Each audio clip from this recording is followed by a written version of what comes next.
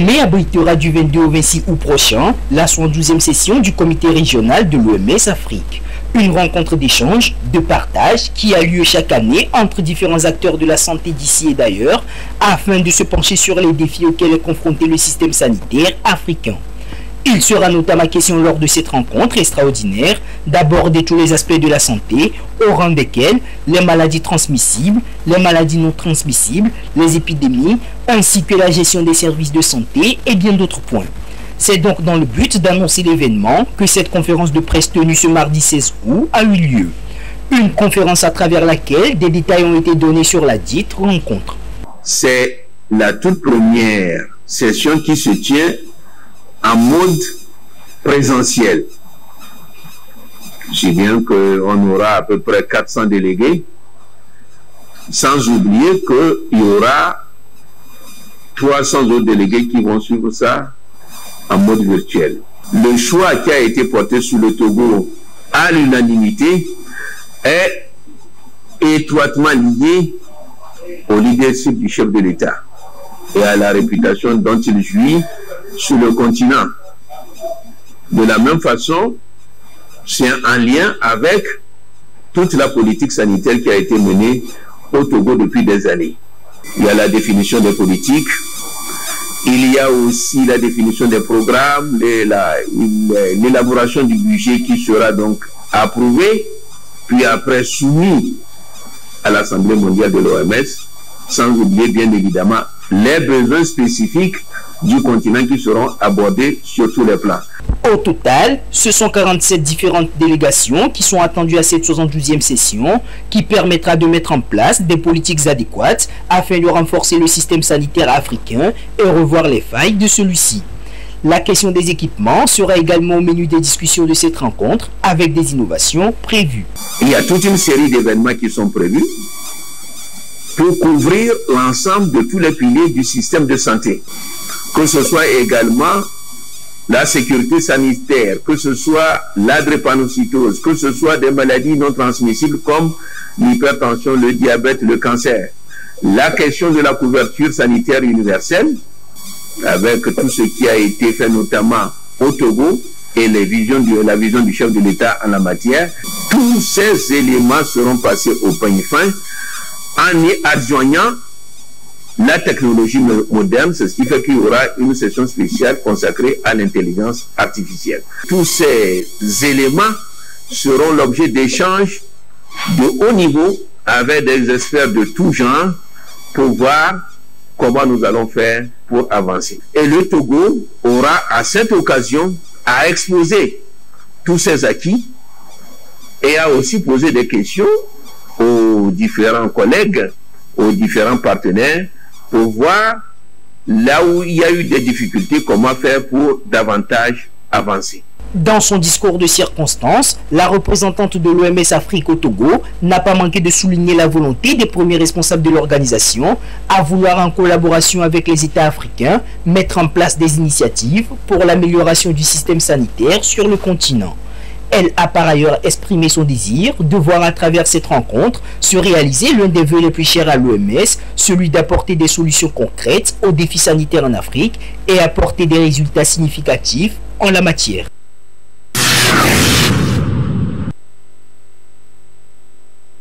Premier tour de la campagne nationale de la vaccination de riposte contre la poliomyélite au Togo. L'opération a débuté ce lundi sur toute l'étendue du territoire national après le recensement de 2 cas pour le compte de l'année 2022 au Togo. Les autorités sanitaires veulent agir plus vite pour éviter la propagation de la maladie. Et la stratégie utilisée est la vaccination porte-à-porte. Tout ceci pour éviter et prévenir la poliomyélite caractérisée par la paralysie des membres. Nous avons depuis 2007 été exemptés de cette maladie. Je veux parler de la poliomyélite. Et cependant, depuis 2008, nous avons eu des cas. Il s'agit des cas importés. Et ce sont des cas qui nous viennent d'autres pays frontaliers. Et le plus récent, c'est en 2022, où nous avons recensé 2 cas de poliomyélite. L'un, c'est au niveau de la préfecture de Loti, où il y a un cas importé de paralysie flasque aiguë chez un enfant que nous avons recensé. Le second cas, c'est un cas environnemental, c'est-à-dire que c'est au niveau de la surveillance de l'environnement à travers les eaux que nous avons détecté un autre cas.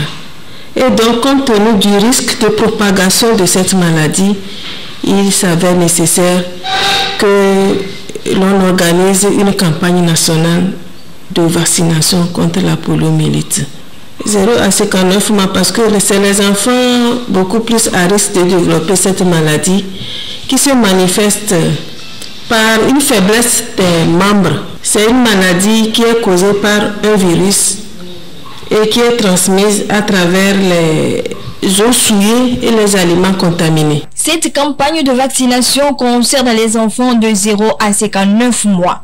La Direction générale de la santé d'Agoignivé invite les populations à se mobiliser et à réserver un bon accueil aux agents vaccinateurs pour la réussite de cette campagne de vaccination. La vaccination contre la poliomyélite, c'est le seul moyen de prévention contre cette maladie.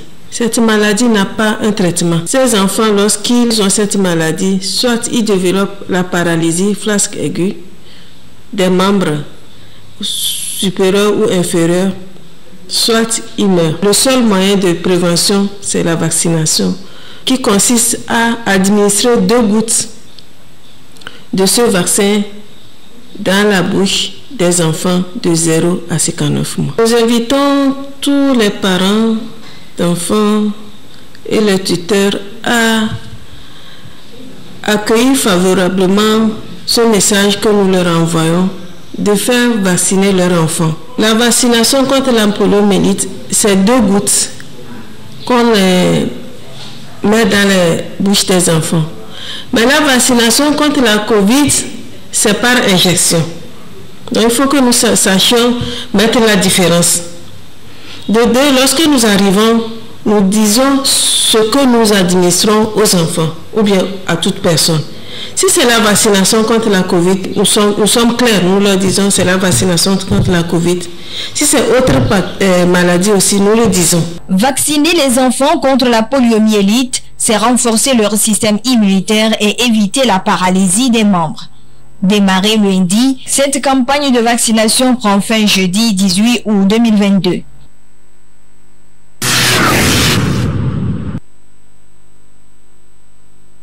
Utilisation exagérée des herbicides, pesticides, des pratiques qu'on observe chez certains paysans dans leur production agricole.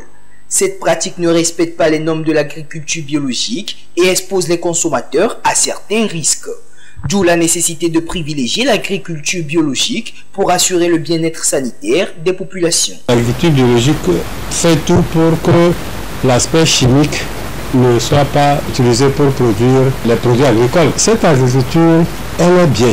Il n'y a pas de risque d'avoir des éléments chimiques. Il y a un certain nombre de risques. Il y a plus de risques avec l'engrais minéral qu'avec les fertilisants organiques. Certains paysans prennent de plus en plus conscience de l'importance de l'agriculture biologique. Cependant, ils ne maîtrisent pas les contours et les différents éléments qui entrent en jeu lorsqu'on parle de l'agriculture biologique. Fondamentalement, il y a l'agriculture biologique à côté de l'agriculture conventionnelle. Souvent on dit bio, mais il faudrait que l'on sache d'où est-ce que ça vient et comment est-ce que ça vient. L'agriculture biologique, c'est celle qui n'utilise pas les engrais minéraux et celle qui n'utilise pas les pesticides ou bien les produits phytosanitaires chimiques. Pour faire la fertilisation, on utilise l'engrais vert, on peut dire le compost, les matières organiques, sous différentes formes. Il y a bien sûr le compost, il y a le fumier dont nous parlons, et puis il y a aussi des fertilisants organiques qui sont commercialisés sous forme granulée ou sous forme liquide. L'enjeu, c'est de trouver ces éléments-là, les fertilisants. la fumure organique. Lorsqu'on fait une grande superficie pour apporter 3 à 5 tonnes, voire 7 tonnes de matière organique à l'hectare et que des gens ont 10, 20, voire 50 hectares, même au-delà d'hectares de céréales, ce n'est pas facile de trouver ça. Ça nous interpelle si vraiment nous voulons avoir une agriculture biologique très développée. L'agriculture représente une part importante dans l'économie togolaise. Entreprendre des initiatives pour son développement permettra d'assurer l'autosuffisance alimentaire. Et des actions devront également être menées pour encourager et promouvoir l'agriculture biologique.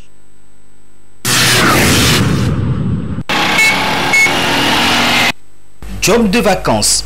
Nombreux sont ces apprenants à se lancer dans les activités comme aide-maçon ou le commerce des articles.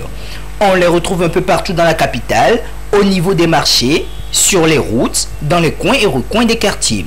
En entreprenant ces activités, ces apprenants s'apprêtent déjà pour la rentrée scolaire prochaine. Pour pouvoir aider mes parents pour la rentrée, pour payer ma scolarité et les fournitures. Je suis au marché pour vendre les plastiques avec ma mère, pour chercher de l'argent, pour préparer la rentrée. Je vends du jus pour aider mes parents, pour préparer ma rentrée.